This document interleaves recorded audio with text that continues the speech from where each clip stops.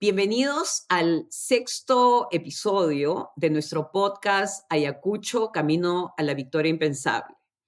En esta oportunidad vamos a discutir, vamos a analizar la vida y obra de un personaje decisivo en el proceso de la independencia del Perú.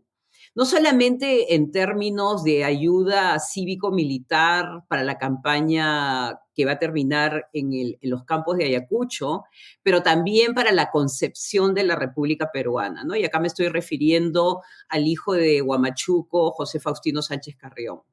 ¿No? Gran personaje que obviamente por cuestiones probablemente historiográficas no ha merecido el crédito que realmente tiene como constructor de la República a nivel teórico, pero también en su praxis revolucionaria, ¿no?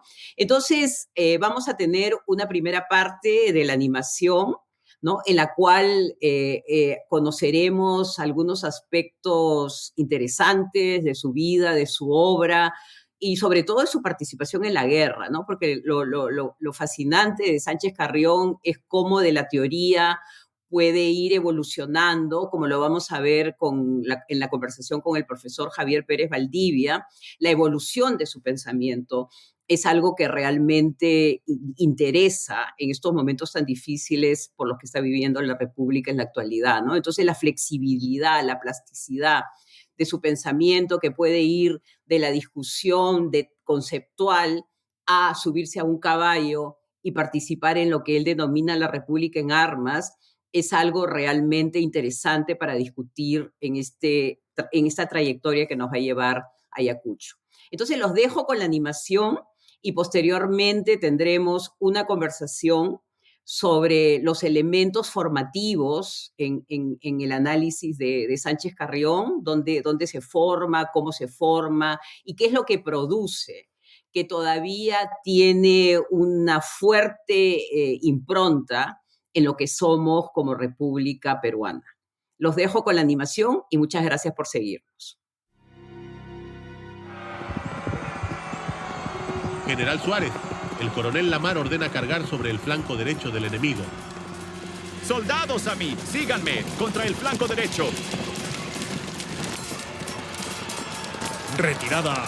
¡Retírense, soldados!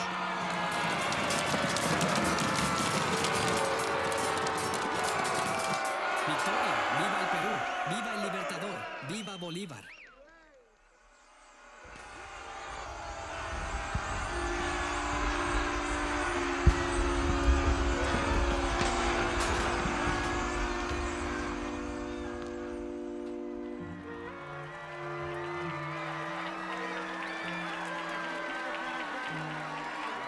Peruanos, el Ejército Libertador, a las órdenes del intrépido y experto general Sucre, ha terminado la guerra del Perú y aún del continente americano. La independencia del Perú se ha logrado, y como dice Simón Bolívar en su mensaje al pueblo peruano, con ella, América del Sur, consolida su libertad. Las batallas son solo un rumor de sables y trabucos en la memoria de soldados y oficiales que las combatieron. Recuerdan a los húsares encabezados por Manuel Isidoro Suárez, que luego de una orden falsa transmitida por Andrés Errázuriz, atacaron por sorpresa el flanco derecho de la caballería realista y obraron el milagro de Junín. Recuerdan el frío cortante de las pampas de la Quinua, la captura del virrey La Serna y la capitulación firmada por el general Canterac. Además del sufrimiento y la gloria de las batallas decisivas, hay quienes recuerdan la gesta de un hombre sobre cuyas espaldas recayó el titánico esfuerzo de organizar la logística del Ejército Libertador y de guiar políticamente a un país que nacía del humo y caos de la guerra.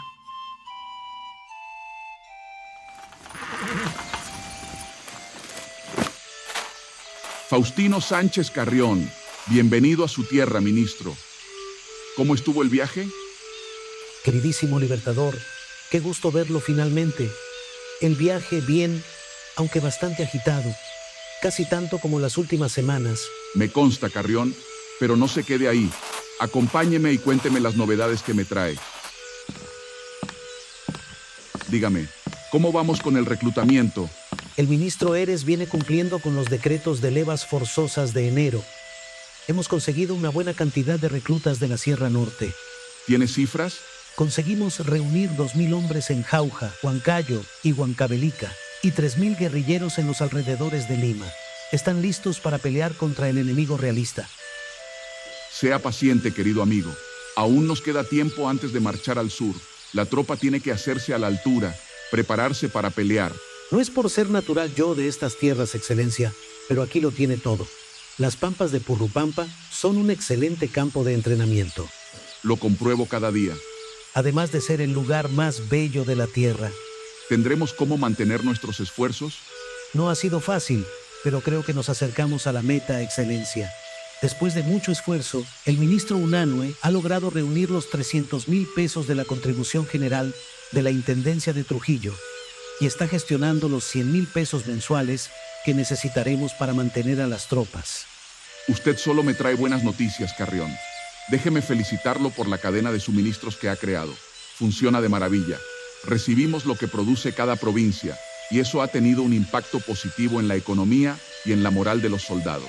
Es el pueblo el que tiene que ser motor de su propia lucha y darlo todo hasta el final. Así será. Y cuando esto suceda, buena parte del triunfo será su responsabilidad. Usted trabaja por 10 hombres y se viene encargándole la intendencia del Ejército Unido Libertador.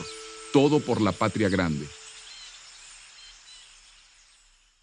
La relación de confianza entre Simón Bolívar y José Faustino Sánchez Carrión se forjó en junio de 1823, cuando el parlamentario peruano formó parte de la comisión que viajó a Guayaquil para invitar al Libertador al Perú. Durante los 25 días que duró la travesía al Callao, sostuvieron intensas conversaciones e intercambiaron puntos de vista. Ambos compartían una visión literal del futuro de los nacientes países de América. Sánchez Carrión la tenía presente desde muy temprana edad. El pensamiento republicano liberal estuvo presente desde muy joven, cuando era un estudiante que destacaba defendiendo las ideas republicanas con su pluma y su oratoria afiladas. En 1812, el rector del Real Convictorio de San Carlos, Toribio Rodríguez de Mendoza, designó a Faustino Sánchez Carrión para dar el discurso de celebración por la designación de José Baquíjano y Carrillo como consejero de Estado en España. El canto a la libertad que declamó Sánchez Carrión remeció el claustro de San Carlos. Atado estaba el continente nuevo, 300 años con servil cadena, a cuyo ronco son su acerba pena, su eterna esclavitud, llorar solía, en triste desventura, desde que el Padre de la Luz salía, hasta el dulce nacer del alba pura. La pluma y la oratoria de Sánchez Carrión y sus ideas liberales lo llevaron a enfrentarse a las máximas autoridades del virreinato. En 1814 fue encargado de pronunciar el discurso de orden por el 2º aniversario de la Constitución de Cádiz, frente al mismísimo virrey Fernando de Abascal. Y en lugar de una formalidad, Sánchez Carrión aprovechó la tribuna para lanzar una encendida soflama en defensa de las ideas consagradas en aquella Constitución liberal, recalcando la igualdad entre españoles y los criollos. Como sanción para semejante atrevimiento, Abascal prohibió que volviera a ofrecer conferencias en público. En lugar de escarmentar, Sánchez Carrión redobló su trabajo en favor de las ideas liberales. Su activa participación en las actividades patrióticas que anticiparon la llegada de José de San Martín al Perú le valió una sanción todavía más drástica de parte de Abascal, ya que en 1819 el virrey Joaquín de la Pezuela ordenó su alejamiento de la capital y mandó a cerrar por 4 meses el convictorio de San Carlos, convertido en uno de los faros de la revolución contra la corona. Que ese mozo, Sánchez Carrión, se aleje de la ciudad a no menos de 50 leguas. En San Carlos hasta los ladrillos son insurgentes. Todo indica que Sánchez Carrión se refugió en Sayán, un pequeño pueblecito cercano a Huacho. Los hechos lo obligarían a trasladarse a Trujillo, donde fue testigo de la proclamación de independencia hecha por José Bernardo Tagle, marqués de Torre Tagle, por entonces intendente de la ciudad. Obligado a viajar a Huamachuco a mediados de 1821 por la muerte de su padre, Sánchez Carrión no pudo asistir a la proclamación de la independencia que José de San Martín realizó en Lima el 28 de julio.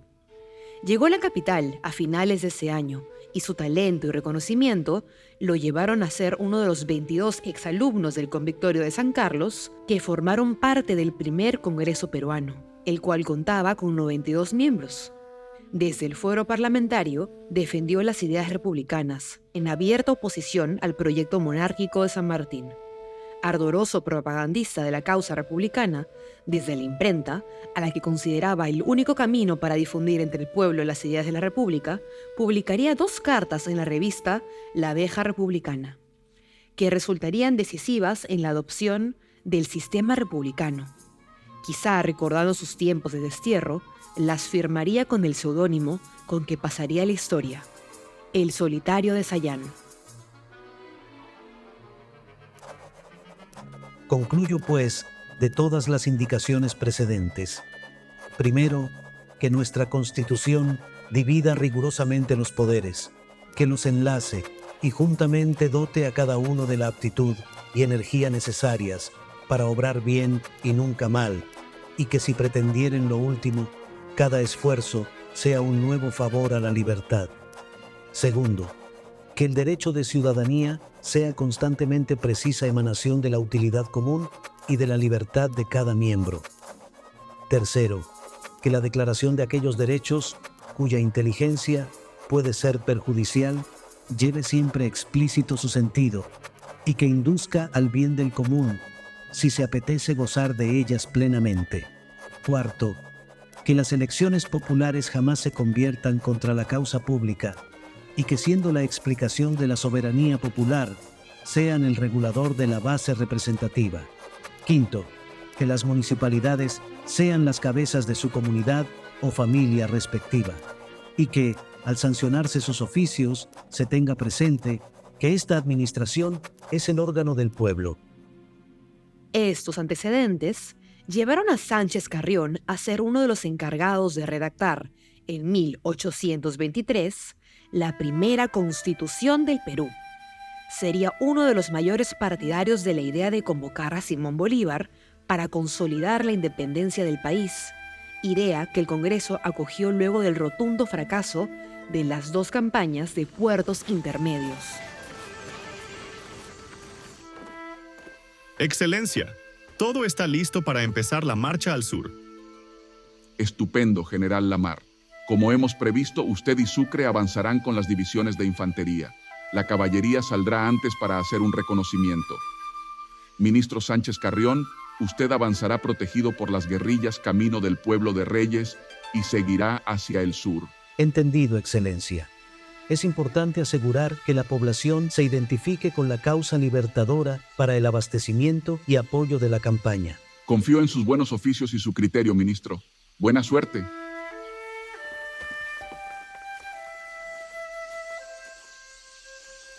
Sargento, pídale al párroco que toque las campanas y convoque al pueblo.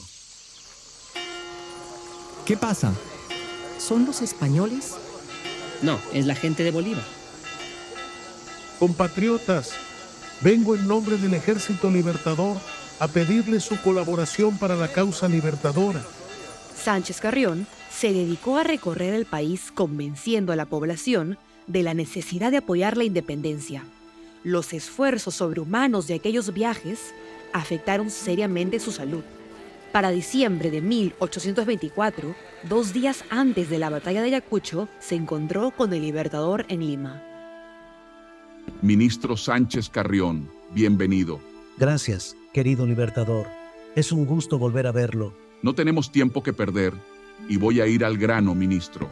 Quiero encargarle la convocatoria del Congreso de Panamá. Sus ideas y su talento serán de mucha ayuda para convocar a todos los países de la región. Será un honor, Excelencia.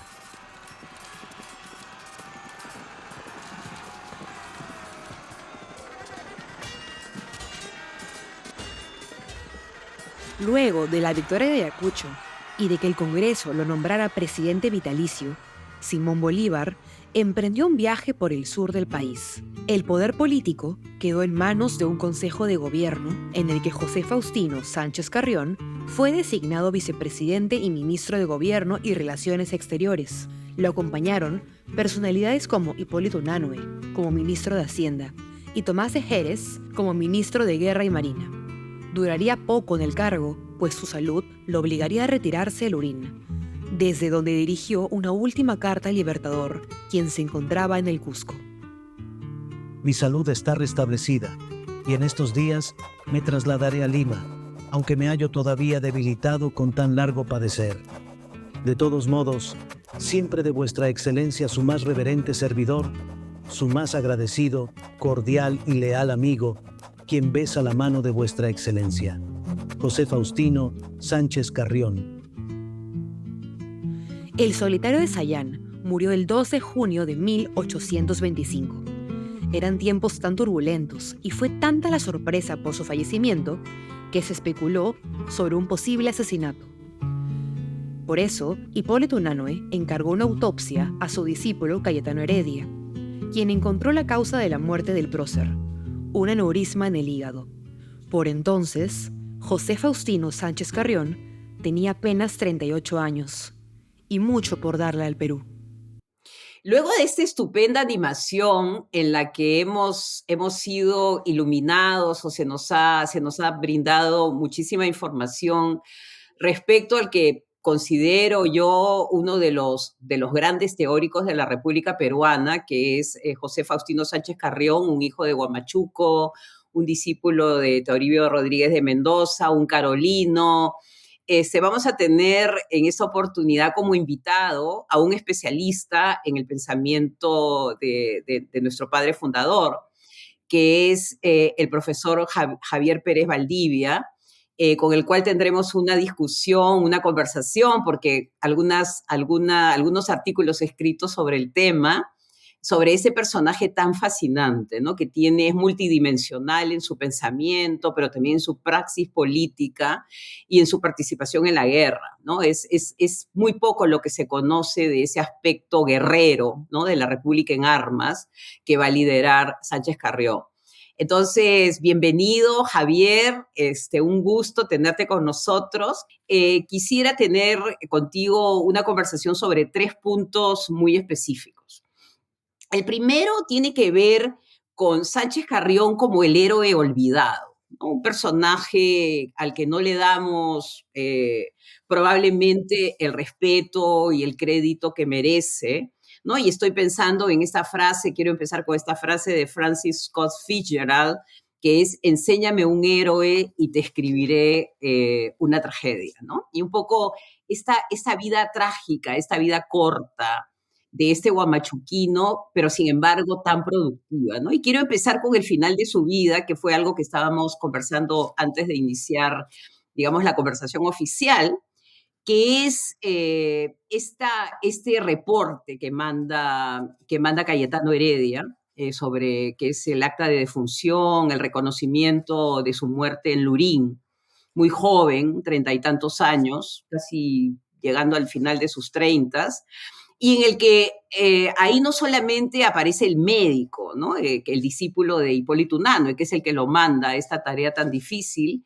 pero también aparece Cayetano Heredia, el republicano, ¿no? Pues Cayetano Heredia, el hombre comprometido con esta llamémosle Primera República, ¿no? Entonces acá, y lo quiero citar, Javier, para ver qué cosa digamos, qué cosa es lo que viene a tu mente, ¿no? Con estas palabras de Cayetano Heredia. Ha sido amargo el cumplimiento de mi deber, le escribe Cayetano Heredia en la autopsia, ¿no? Inicia la autopsia, cuando dice que ha recorrido el cuerpo del alma de la revolución, ¿no? Que muere el 5 de junio de 1825, el próximo año se cumplen el bicentenario de su muerte, a los 38 años de edad. La causa de la muerte, probablemente relacionada con la épica cabalgata de Lima a Huamanga en vísperas de la batalla de Ayacucho, que no hemos reflexionado en torno a esta cabalgata, a esta participación civil en la guerra de la independencia, fue, como lo dice Cayetano Heredia, un hígado seriamente dañado, ¿no? Justamente por el esfuerzo que supuso la alimentación, la cabalgata en sí, el cruzar los Andes, ¿no? Para una persona que no tenía, pues, digamos, las condiciones físicas para él. Entonces acá, y acá termino esta introducción, eh, quiero ir a una carta, probablemente la conoce Javier, que le escribe Sánchez Carrión a Bolívar desde Huamanga, ¿no? Y ahí le dice que le han puesto que se siente mal, que se siente físicamente mal, que se siente enfermo, y que le han puesto un terrible cáustico, que es una tortura para él. Así se lo menciona a Bolívar, pero sin embargo le dice que está presto a superar este dolor, y que estaba dispuesto a entregar lo poco o lo mucho que le quedaba de vida por la victoria que el Perú y toda la región urgentemente demandaban, ¿no? Entonces, digamos, la primera autoridad civil, ¿no? Así como Sucre es la mano militar, hay una autoridad civil que está presente en la guerra, una suerte de presidente en campaña, ¿no? Pensaba en esta idea de Bolívar desdoblándose y mandando a un presidente en campaña que es el que va a hacer todo el trabajo político con los prefectos, ¿no? Eguiguren tiene una buena relación de todas estas actas que él va firmando con prefectos y que termina pues en Trujillo con la fundación de la Universidad de Trujillo y la Corte de Justicia, ¿no? Entonces, ¿cómo esta maquinaria bélica, y acaba mi pregunta, primero el tema del héroe olvidado, ¿no? Este personaje que es vital para esta campaña, que es justamente el tema del podcast, pero por otro lado, la parte político-militar de la campaña, que Sánchez Carrión nos las va a expresar de manera tan clara en estas múltiples cartas que va a mostrar con una serie de autoridades que las firma Bolívar, pero que bien sabemos que el que va llevando toda la campaña, toda la maquinaria bélica que llega a Huamanga y que desde Huamanga le escribe a Bolívar, va a estar jefaturada por este notable huamachuquino. Sí, gracias por la invitación, Carmen. Cuando uno examina a Sánchez Carrión, la impresión que uno tiene es de alguien que ofrendó su vida por la patria sin necesidad de haber recibido una bala, ¿no? Y el punto importante que yo veo también en Sánchez Carrión es que él trata de legitimar la independencia y trata de legitimar la república. Y entonces él se mueve en diferentes ámbitos, dependiendo de las circunstancias y la coyuntura. No queda la menor duda que la etapa bolivariana mejora la eficiencia y la eficacia del ejército gracias a los cambios operados por Sucre. Sucre sería el brazo militar de la campaña. Pero también tuvo un rol muy importante Sánchez Carrión como brazo político al ayudar a la construcción de un Estado en plena guerra. Y eso lo podemos deducir examinando la ingente documentación publicada por la Colección Documental de la Independencia del Perú. Entonces no solamente tenemos un lado militar de la campaña, sino también tenemos un lado político y ahí el mérito le corresponde fundamentalmente a Sánchez Carrión. No por casualidad, Bolívar le asignó diferentes cargos y en la correspondencia de Bolívar intercambiada con terceras personas expresa muy buena opinión del desempeño, la honestidad y la valía de Sánchez Carrión. Entonces tenemos una historiografía que ha tendido a militarizar a los héroes, pero también tenemos héroes civiles que a través del pensamiento y la acción, y que no solamente fueron pensamientos, sino que ese pensamiento se fue reelaborando a partir de la práctica, de la experiencia, de la lucha política, de la lucha militar, fue construyendo no solamente la independencia en el plano militar, sino también la república en el plano político. Cuando uno evalúa los legados de Sánchez Carrión, se ve que hay una serie de documentos en donde él hace una serie de sugerencias con relación a los ámbitos que corresponden al Poder Ejecutivo, Legislativo y Judicial. Entonces estamos frente a la figura de un estadista, digamos, ¿no? Que está pensando no solamente en la guerra y tiene como prioridad la guerra, porque todo lo demás se puede resolver después de la guerra, y a la vez tenemos a alguien que está estructurando un Estado en plena campaña militar. Por eso es que el comentario de Cayetano Heredia es un comentario muy sentido que va más allá de lo que normalmente puede escribir un médico, digamos, ¿no? Que suelen ser pues, unos informes muy fríos, muy distantes, digamos, ¿no? Y se siente acongojado frente a esta prematura pérdida de alguien que lo dio todo por la patria, digamos, ¿no? Y que muy probablemente intuía que por el hecho de ser civil no tendría el reconocimiento que se esperaría de él. Incluso Cayetano Heredia menciona y que tenía todavía tanto que dar, ¿no? O sea que ante ese cuerpo joven que todavía pues tiene energía, que lo ve él, ¿no? Que salvo el hígado, que lo ha llevado a la muerte, el colapso del hígado, todavía esa energía humana, y acá me gustaría un poco ir a mi segunda pregunta, ¿no? Y que tiene que ver con estos antecedentes teóricos, ¿no? Y que están claramente expresados en las dos cartas, ¿no? Yo creo que esas cartas deberían ser lectura obligatoria en todos los colegios del Perú, ¿no? Porque en esas dos cartas, ¿no? Así como están los papeles de los federalistas, ¿no? Así como los americanos tienen como obras fundamentales, ¿no? De las cuales ellos van identificando cómo los founding fathers han ido evolucionando, como dices tú, en su pensamiento político. Yo creo que esas dos cartas, la primera carta que tiene que ver justamente con esta discusión que abre Monteagudo, Bernardo Monteagudo, en la Sociedad Patriótica de Lima, qué gobierno le conviene más al Perú, ya teniendo en consideración que lo que él quería era pues imponer la monarquía constitucionalista, y él un poco subestima la respuesta de esta inteligencia peruana, ¿no? Que ha sido formada por Toribio Rodríguez de Mendoza y que tiene unas habilidades intelectuales, para la lucha intelectual, para la argumentación que Monteagudo no se lo esperaba, ¿no? Entonces, esa primera carta que tiene que ver, y me gustaría un poco que nos ayudes en el análisis con todo el tema de seríamos excelentes vasallos y nunca ciudadanos, ¿no? Es una palabra clave, es un poco el núcleo de su pensamiento, que es más bien el tema de una sociabilidad republicana, ¿no? Que si no tú no apuestas por la república, no vas a poder crear ciudadanos luego de un orden que ha sido pues de vasallos, como decía, somos especialistas en pretender, ¿no? Y bajamos la cabeza ante el Señor. Entonces, todo el tema de la sociabilidad republicana. Y la segunda carta, que yo creo que es extraordinaria, tiene que ver con el balance de poderes, ¿no? Todo, como buen abogado, él se da cuenta pues que el balance de poderes es fundamental. Entonces, un poco me gustaría tu análisis de estas dos contribuciones que son cortas, porque son para difusión. Él está difundiendo, él quiere llegar a un público amplio. Y la tercera es cómo da ese viraje digamos, del teórico republicano a un hombre que, como muy bien dices, es pragmático y va en el camino, como él dice, la república se va forjando en la historia, en la experiencia, ¿no?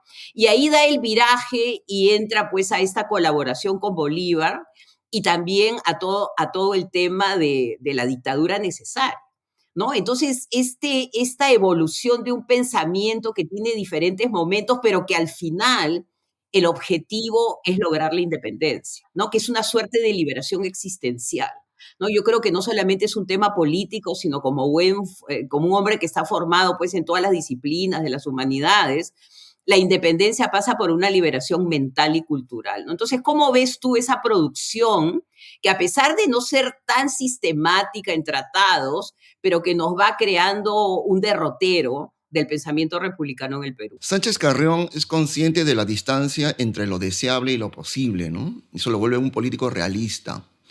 Y lo que hace él es cambiarle los términos de referencia a Monteagudo. Monteagudo quiere que la sociedad patriótica prácticamente valide la propuesta de una monarquía constitucional debatida en Lima por una minoría, etcétera, ¿no? Y entonces Sánchez Carrión le dice, no, esto es un asunto nacional, esto hay que debatirlo en la esfera pública, a través de la prensa, eventualmente el Parlamento. Entonces le ensancha la esfera pública a Monteagudo y Monteagudo descubre que aquí tengo un rival intelectual de polendas, digamos, ¿no? Que tiene argumentos y que finalmente, desde el punto de vista de Sánchez Carrión, no solamente se trata de ganar digamos, la opinión pública, sino que eventualmente apelar a la calle, cosa que en algún momento lo veríamos y que conduciría a la renuncia de Monteagudo como ministro. Entonces, Sánchez Carrión está pensando en debatir, en polemizar y en luchar en diferentes arenas, digamos, ¿no? Y eso desestabiliza el proyecto de San Martín y de Monteagudo y finalmente mina la legitimidad del protectorado, digamos, ¿no? Entonces lo deja un poco sin piso, ¿no? Y Sánchez Carrión descubre que no está solo, que hay otros que piensan como él y a través de la prensa se expresan con relación a cuál será el destino del Perú. Y entonces los términos del debate empiezan a cambiar. Ya no puede ser un debate intraélite, digamos, ¿no? Sino que se apela al concurso de la opinión pública, los ciudadanos, todos aquellos que tengan algo que decir.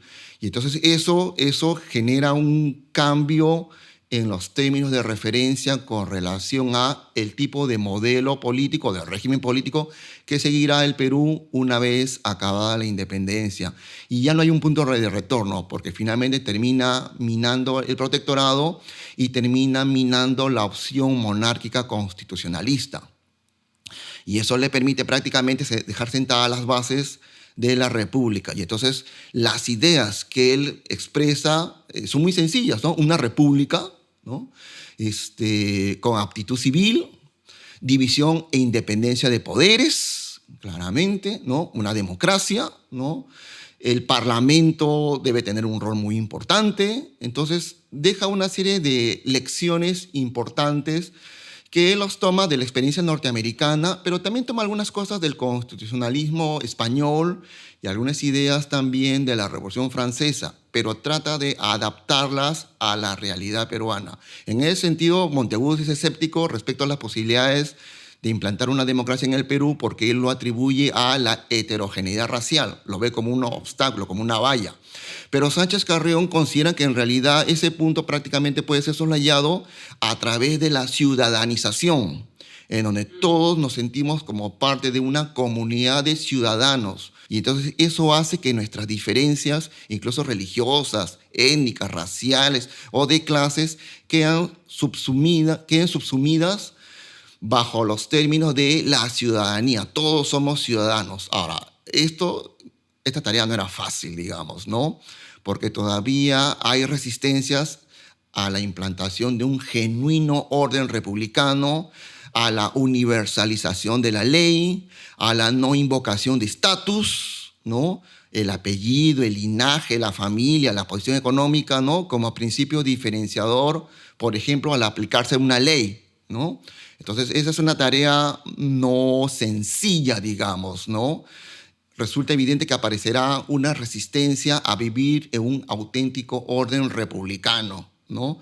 Pero esa es otra batalla, porque por un lado se va a desarrollar un republicanismo cívico, ciudadano, y por otro lado también se va a desarrollar un republicanismo militar, corporativo, digamos. Y es ese republicanismo corporativo militar que se va a entroncar con una tradición de ejercicio autoritario del poder. Y es eso lo que va a permear, ¿no?, buena parte del siglo XIX y explica la recurrencia a golpes de Estado o a la militarización de los cargos públicos como los prefectos y subprefectos, o el hecho de que 50 años después recién tenemos un presidente civil. Entonces es esa tradición militar, corporativa, autoritaria, la que tendrá mayor fortaleza, digamos. Y en ese sentido, desde mi punto de vista, uno de los padres de esa tradición autoritaria será Monteagudo. Cuando uno examina la evolución del autoritarismo decimonónico en el Perú, sea por el lado de los militares, sea por el lado del civil, le deben mucho a Monteagudo. Sí, es bien interesante lo que estás incorporando en la discusión, Javier, ¿no? Primero que nada, cómo este personaje multifacético, teórico sólido, consistente, no ha sido retomado, ¿no? No ha sido retomado en sus aspectos más democráticos. Por ejemplo, lo que tú estás mencionando de la calle, ¿no? En el Motín de las Palabras, hace algunos años, ¿no? Yo muestro cómo la calle se convierte, pues, en un escenario de la protesta ciudadana, ¿no? Justamente para pedir la renuncia de Monteagudo. ¿no? Entonces, él ya va instalando no solamente una teoría, sino una praxis, ¿no? Y dentro de la praxis es interesante, pues, esta idea que tú muy bien estás subrayando, ¿no?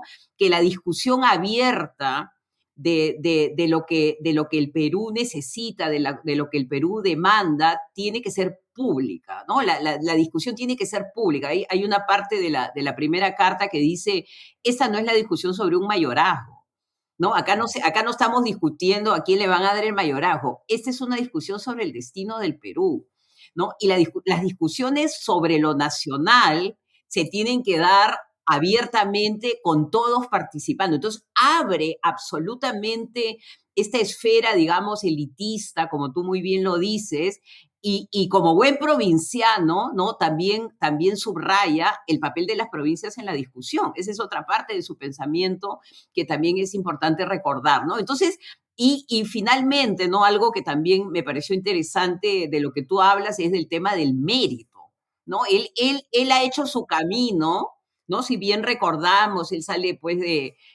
de Huamachuco, pasa a Trujillo, estudia filosofía, ahí por su conocimiento lo recomiendan, llega a Lima, probablemente con algún tipo de ayuda económica, porque viene de una familia, el padre es un minero, pero un poco venido a menos, ¿no? Entonces no es una familia de fortuna, él ha hecho su camino con su inteligencia, ¿no? Entonces él entiende que ese puede ser el camino republicano, el camino del trabajo, el camino del intelecto. Y acá tú dejas algo que me parece interesante y que nos permite entrar al tercer tema, ¿no? Que es Monteagudo como la némesis, ¿no? Monteagudo como el hombre que ha venido recorriendo todo el espectro revolucionario y se ha dado cuenta, pues, que las repúblicas no funcionan, ¿no? Y en la memoria de principios que seguí, él simplemente dice, el Perú, pues, es multiétnico, no en esos términos, pero dice razas diferentes, culturas diferentes, geografía complicada, ¿no? Entonces, él hace toda una suerte de aproximación sociológica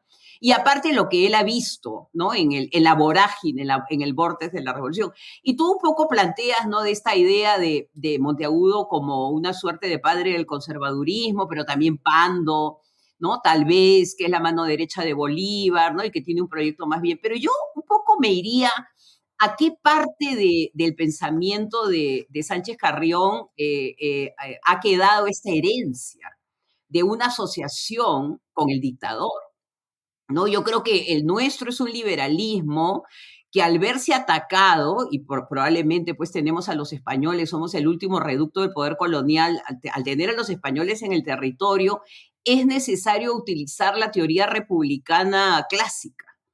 Y la teoría republicana clásica es el dictador que va a salvar a la república, ¿no? Entonces ahí ya hay un nuevo viraje en el pensamiento de Sánchez Carrión, cuyo objetivo es básicamente ganar la guerra, ¿no? Entonces es un pragmático y en ese territorio él se mueve viendo lo que más le conviene al Perú y se da cuenta de que luego de una sucesión de derrotas hay que traer a Bolívar y Bolívar en el espectro republicano tiene un rol que jugar, ¿no? Entonces eso es una alianza necesaria. Pero acá la pregunta va, ¿en qué sentido, y acá un poco la herencia de nuestro liberalismo, que yo pienso, y no sé qué cosa opinas tú, que es un acuerdo cívico-militar, ¿no? Acá el siglo XIX es un siglo de caudillos, pero también es un siglo de caudillos que tienen al costado a los hombres de traje negro, como diría Gamarra, ¿no? A los intelectuales, a los pasoldanes, que les arman las cancillerías, ¿no? Que los ayudan con los discursos. Entonces, yo creo que esa tradición, de alguna manera, la funda Sánchez Carrión al establecer esta alianza táctica con Bolívar. Ahora, en esta alianza táctica, y acá viene mi pregunta, a mí me gustaría una explicación en la cual ya las loas a Bolívar son excesivas, ¿no? Desde la carta en que le pide que llegue, que venga, ¿no? Que lo pone como un personaje, pues prácticamente un superhombre, ¿no? Y ya va creando esta idea del caudillo necesario y su figura, ¿no? Porque nosotros un poco la primera parte de esta conversación era ¿por qué nos hemos olvidado de él? ¿Por qué no está presente? Y yo creo que él un poco no quiere tener el papel protagónico.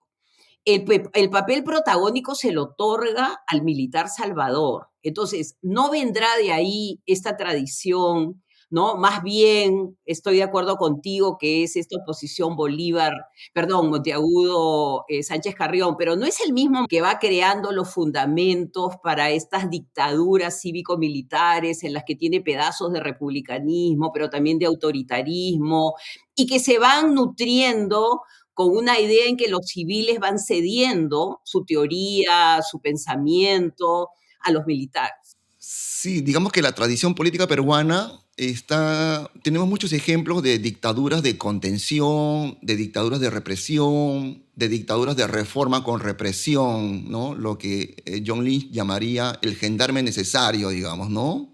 El ejercicio arbitrario y temporal del poder para poner orden, digamos, ¿no? Entonces, en nuestros liberales hay una fuerte tradición de que, aunque son celosos defensores de la libertad, cuando se sienten amenazada su seguridad, están dispuestos a sacrificar temporalmente su libertad y esperan que un militar o un civil autócrata resuelva los problemas temporalmente y eventualmente convoca elecciones, digamos, ¿no?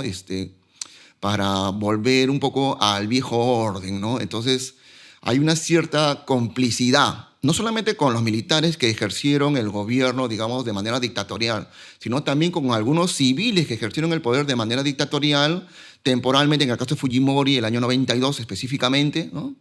Y en el caso de Leguía, por ejemplo. Entonces, hay una, digamos, como una especie de autoconciencia de los liberales de su debilidad política y electoral que los lleva a pactar, a transar, digamos, ¿no? Para mantener el status quo, digamos, ¿no?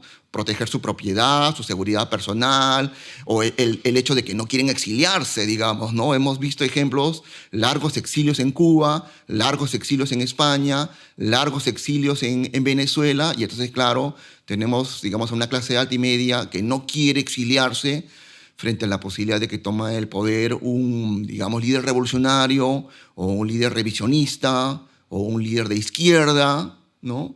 Y entonces están dispuestos a sacrificar la democracia, lo que Eduardo Dayan llama demócratas precarios, ¿no?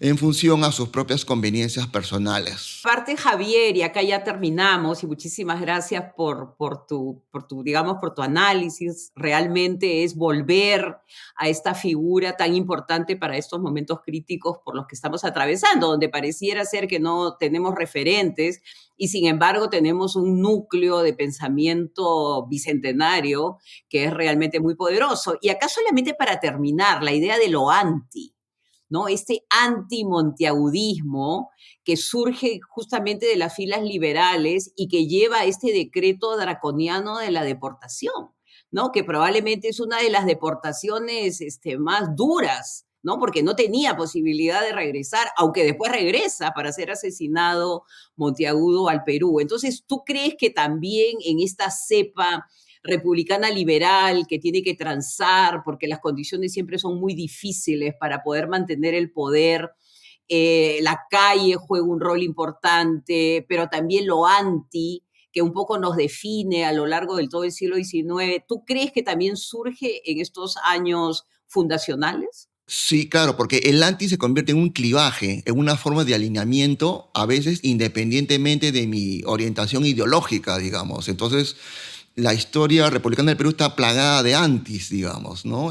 Anticivilismo, antileguismo, antiaprismo, antifujimorismo, ¿no? Y son esas coordenadas los que estructuran la conducta de los actores políticos y las preferencias electorales. Sería interesante entonces, Javier, y acá un poco cerramos, volver a este pensamiento fundacional, ¿no? Porque de este pensamiento fundacional justamente emergen todas estas paradojas, todos estos claroscuros de la República Peruana. Y en ese sentido, probablemente Faustino Sánchez Carrión es el personaje paradigmático, ¿no? Es el paradigma del provinciano que hace el camino a través del mérito, llega a Lima, se educa y luego de ello va un poco imaginando una república, pero como tú muy bien dices, en el camino, ¿no? Se hace camino al andar, ¿no? Y en ese transitar por una república complicada se dan pues una serie de errores, de complicidades que un poco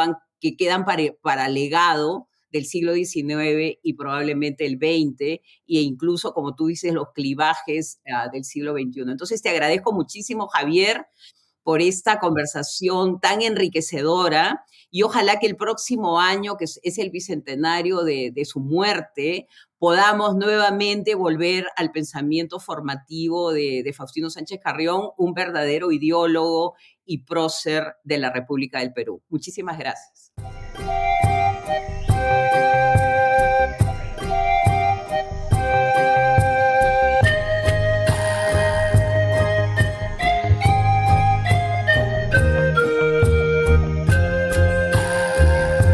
Luego de esta interesante aproximación a una nueva manera de ver el pensamiento republicano, más bien en términos de una república en armas, ¿no?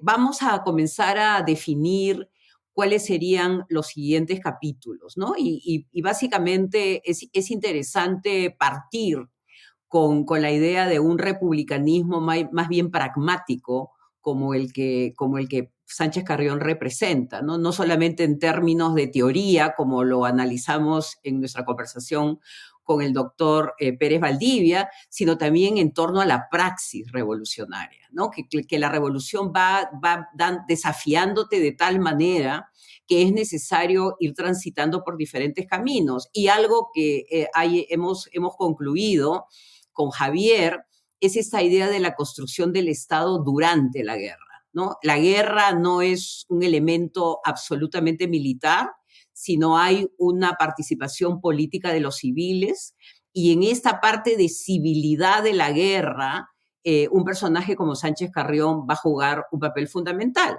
Y hablando de civiles y de milicias, en nuestro próximo episodio, que se llama El Corredor Republicano de los Andes, vamos a tener como invitada a la profesora Silvia Escanilla, y con ella justamente volveremos a este tema de la presencia civil, de la presencia de milicias civiles en la batalla de Ayacucho, porque justamente son los guerrilleros que la doctora Escanilla ha trabajado en detalle, los que le van a brindar primero a San Martín en la primera etapa de penetración en la sierra peruana, pero posteriormente a Bolívar y a Sucre en la consolidación de la independencia, con los recursos, pero también con digamos, los recursos humanos, ¿no? que van a provenir de estos pueblos en armas, ¿no? Pueblos en armas que posteriormente van a tener una participación importante durante las guerras civiles